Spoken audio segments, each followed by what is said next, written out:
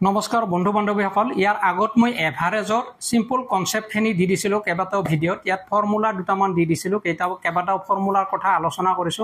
আজিৰ এই ভিডিঅ'টো অন্য এটা অংক লৈ আহিছো অংকটো এনে ধৰণৰ যে যদি পাঁচটা সংখ্যাৰ গড় 42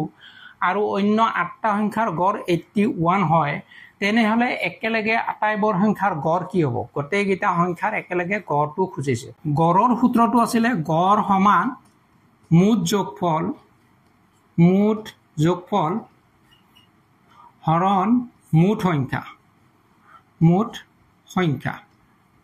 আৰু যদি আমি এইটো দেখাইছিলো আগৰ ভিডিঅ'ত গড় আৰু মুঠ সংখ্যা পূৰণ কৰিলে কি ওলায় এইটো ৰাখি ইয়াতে থাকি গ'ল মুঠ যোগফল বা মুঠ যোগফল সংখ্যাবোৰৰ বস্তুবোৰৰ মুঠ যোগফল বা মুঠ সমষ্টি গড় আৰু মুঠ সংখ্যাক পূৰণ কৰিলে যোগফল ওলায় আৰু এটা সূত্ৰ পাইছিলো আমি যে দুটা গড় থাকিলে গড় দুটা ax + by divided by x + y similar একে কথা হয় ইয়াত কি কৰিছে এই গড় আৰু মুঠ সংখ্যা পূৰণ কৰিছে সমষ্টি ওলাব গড় আৰু মুঠ সংখ্যাক পূৰণ কৰিলে কি হয় সমষ্টি ওলায় গড় দুটা আৰু গড় দুটাৰ সমষ্টিক মুঠ সংখ্যাৰে হৰণ কৰিলে আমাৰ গড়টো ওলায় ইয়াতো একে কথা যদি পাঁচটা সংখ্যাৰ গড় 42 অৰ্থাৎ গড়টো দিয়া আছে পাঁচটা সংখ্যা দিয়া আছে পাঁচ সংখ্যা দিয়া আছে মুঠ যোগফল ওলাব মুঠ যোগফল এই পাঁচটা সংখ্যাৰ যোগফল ওলাব আকৌ অন্য আঠটা সংখ্যাৰ গড় ইয়াত গড় দিয়া আছে আঠটা সংখ্যাৰ 81 গড় দিয়া আছে সংখ্যা দিয়া আছে আঠটা আমি পূৰণ কৰিলে মুঠ যোগফল ওলাব অৰ্থাৎ প্ৰথমটোৰ যোগফল সমষ্টি ওলালে দ্বিতীয়টোৰ সমষ্টি ওলালে দুটা সমষ্টিক যোগ কৰি দিলে টোটাল নাম্বাৰ কিমান আছে 5 + 8 13 আছে তো মুঠ সমষ্টিটোক আমি 13 ৰে হৰণ কৰি দিলে যেটো ওলাব সেইটোৱে হ'ব একেলগে আটাইবোৰ সংখ্যাৰ গড় তেনেহলে আমি দুটা সূত্ৰ ইয়াত প্ৰয়োগ কৰিব পাৰো কি গড় ইনটু মুঠ সংখ্যা ইজ ইকুৱেল টু সমষ্টি প্ৰথম পাঁচটা সংখ্যাৰ সমষ্টি কিমান ওলাব গড় কৰিম গড় ইনটু মুঠ সংখ্যা নাইবা আমি ax + by x + y কৰিব পাৰো যদি আমি গড় ওলাব লাগে যিকোনো এটা ৰাখি আমি লৈ লম তো 42 into 5 plus 81 into 8 তো 5 plus 8 ওলাব ইয়াত আৰু ইয়াত যোগ কৰিলে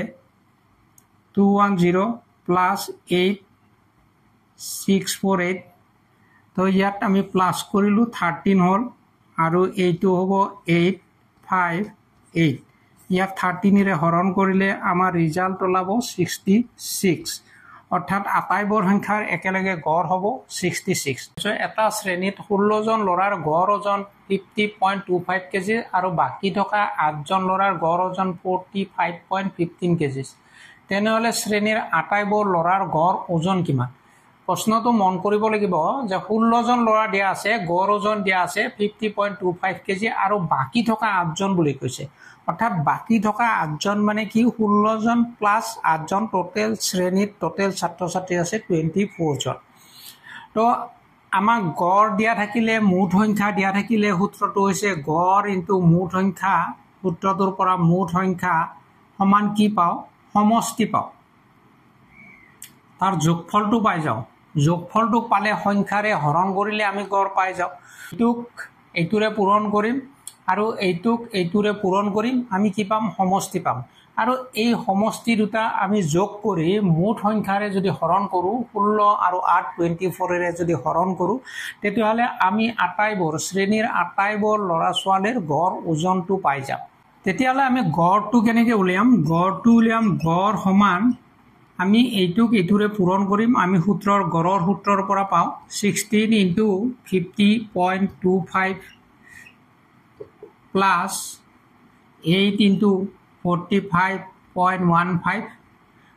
হৰণ কৈছে বাকি থকা 8 জন আৰু 16 জন মানে টোটাল 24 জন আছে অৰ্থাৎ এইটোৰে পূৰণ কৰিলে